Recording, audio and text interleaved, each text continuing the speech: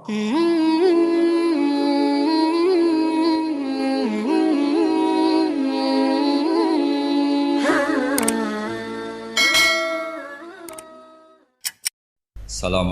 warahmatullahi wabarakatuh.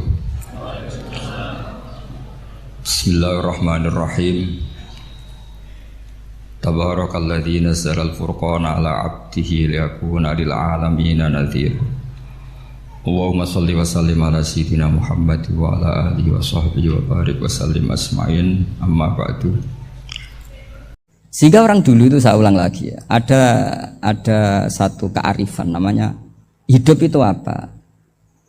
Hidup itu adalah cari sebanyak mungkin supaya hidup itu tidak tergantung pada banyak hal. Sehingga misalnya cara berpikir orang-orang modern itu sebenarnya banyak orang-orang ilmuwannya nggak ngagumi Amerika. Bukan karena angkuh, ndak. Untuk mempertahankan kebesaran negara sebesar itu, kebutuhan listriknya besar, kebutuhan tentaranya besar, kebutuhan apa? Sementara negara kayak Venezuela atau Swiss kebutuhannya ada banyak. Pertanyaannya, yang tergantung dengan banyak hal sama yang tidak tergantung banyak hal, itu pinter mana? Kalau dibalik pertanyaannya gitu, negara-negara maju itu tidak keren kalau dibalik pertanyaannya. Orang yang untuk mempertahankan eksistensinya banyak, butuh banyak hal, dengan yang tidak butuh banyak hal, itu pinter mana?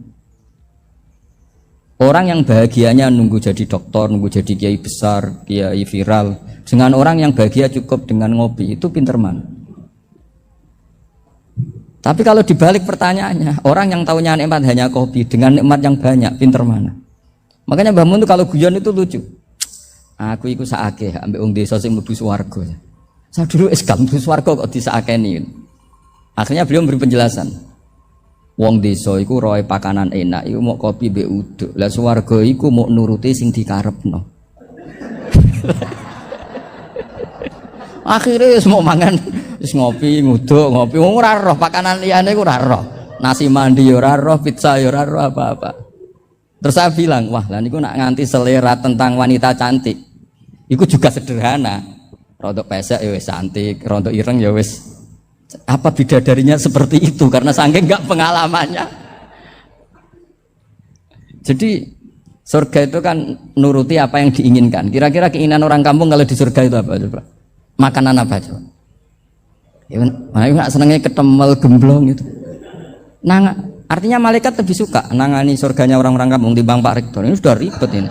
Makanan apa saja sudah dicoba. Ya.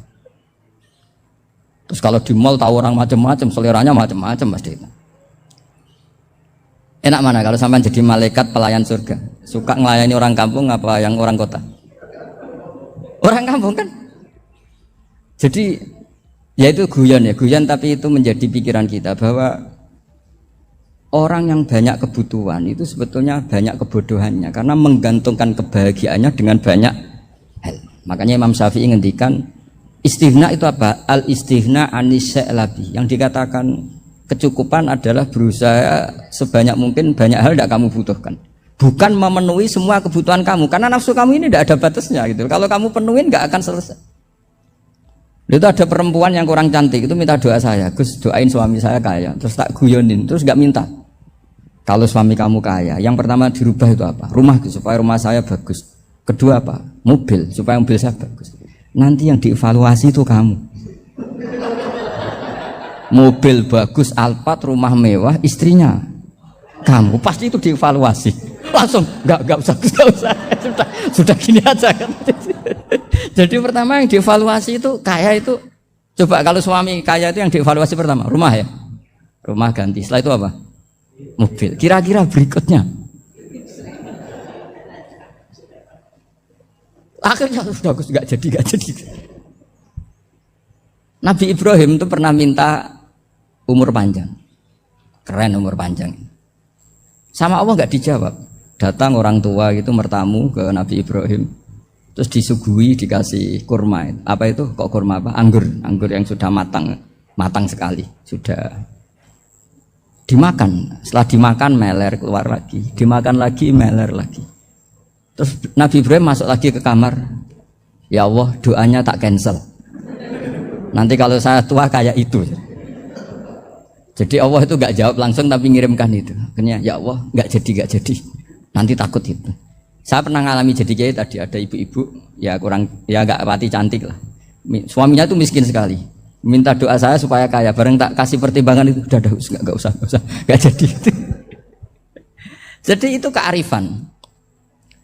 Tapi kearifan ini harus kita tanamkan. Saya nggak bisa membayangkan Indonesia yang besar ini, andai kan tidak ada qanaah, nerimo ing pantum. Coba sekarang ada Covid.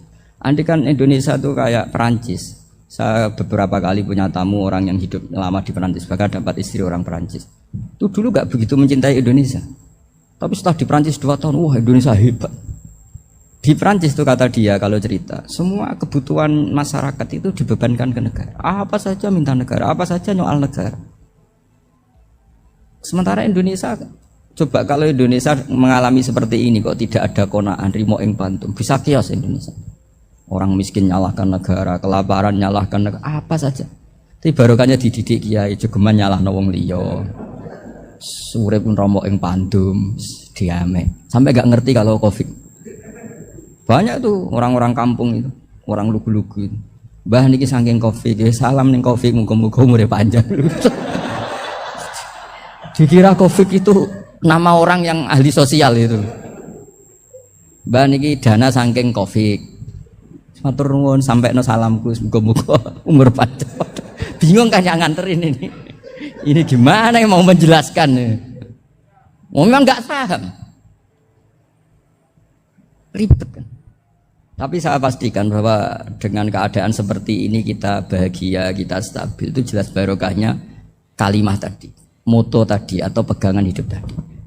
Makanya disebut al-ibarat qutun li ailatil mustami'in. Bahwa redaksi atau kata-kata atau pegangan atau filosofi hidup apalah namanya itu adalah penyemangat karena kata-kata ini memang luar biasa. Ketika sahabat perang demi kebenaran zaman itu ya pasti benar karena yang dibela Nabi. Dulu itu kan enak zaman Nabi, yang dibela mesti benarnya, musuhnya mesti salahnya, sehingga dulu itu memang harus tegas. Kalau sekarang mau tegas gimana? Yang kamu bela tidak mesti benar, musuhnya tidak mesti salah.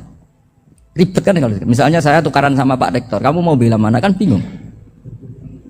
Saya tidak mesti benar, saya ada Nabi. Pak Rektor apalagi nggak mesti benar lagi kan? Ribet kan? Jadi kalau kita mau perang sekarang itu mau pede gimana? Enggak. Makanya banyak ulama sekarang itu mau tegas tuh nggak berani karena ya banyak hal yang abu-abu lah wilayahnya, misalnya pilihan presiden atau pilihan bupati, pilihan menteri. Kamu mati-matian bela itu, yang kamu bela ada mesti benar, musuh kamu tidak mesti salah. Misalnya pilihan bupati, wah ini kabupaten ini baik kalau bupatinya ini, yang satu bilang ini, terus tim suksesnya kamu tanya, kamu yakin? Ya tidak juga. Lah kenapa semangat? Kan saya botohnya, paling alasannya ya itu aja, bukan yang lain. Beda dengan zaman Nabi, nabinya mesti benar, Abu Jahalnya mesti salah, kan enak aturan mainnya jelas. Singkat cerita dalam perang itu banyak sahabat yang ngalami luka, ngalami apa gitu. Kemudian curhat ke Nabi, ya Nabi gara-gara derekkan jenengan, ngikuti jenengan saya harus ngalami seperti ini. Ngiranya orang itu diapresiasi sama Allah keluarnya itu. Ternyata sama Allah gak diapresiasi. Malah diturunkan ayat intakunu ta'lamuna fa innahum ya'lamuna kama ta'lamun wa tarjuna minallah ma'ala yarjun. Kalau kamu sakit karena perang, orang-orang kafir itu ya sakit, itu saja berani padahal demi kekafiran. Wa tarjuna minallah ma'ala yarjun, padahal kamu punya nilai lebih, yaitu berharap kepada Allah yang mereka tidak punya. Saya jadi kiai itu ya kadang mangkel, karena yang benci ya benci, yang seneng itu ngel-ngel loh kayak Pak Bejo. Jadi semuanya ribet. Nah, iya, yang benci ya ganggu, yang seneng ya ganggu, tambah nemen. Seribet. Tapi kalau sudah ingat bandar narkoba, mereka berhadapan dengan polisi, kadang ditembak karena kesalahannya terlalu fatal. Antar persaingan mereka juga bisa tembak-tembakan karena merebut pasar narkoba. Itu saja mereka berani. Kok kita yang jadi kiai kadang dicium tangannya, dihormati gak berani, hanya takut apa ya, musibah-musibah kecil lah, atau problem-problem kecil. Lah iya, kalau kita bandingannya gitu. Kalau kamu mau tahajud kedinginan, itu masih nanti dihisab Allah itu gitu. Maling ayam itu keluar malam-malam, hanya dapat ayam. Itu gak takut dingin. Ya gak takut digebuki masa. Kamu mau tahajud aja takut dingin. Makanya nanti hisabnya orang soleh itu nanti dijajarkan orang dolim. Terus diperbandingkan. Wah itu habis kamu kalau itu.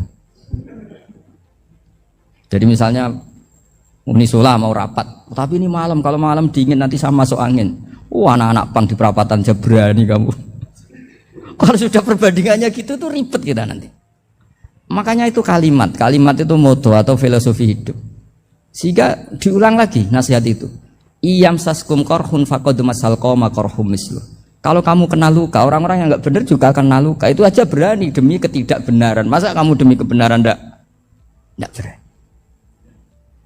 Akhirnya orang itu, ya itu kalimat, itu heroik.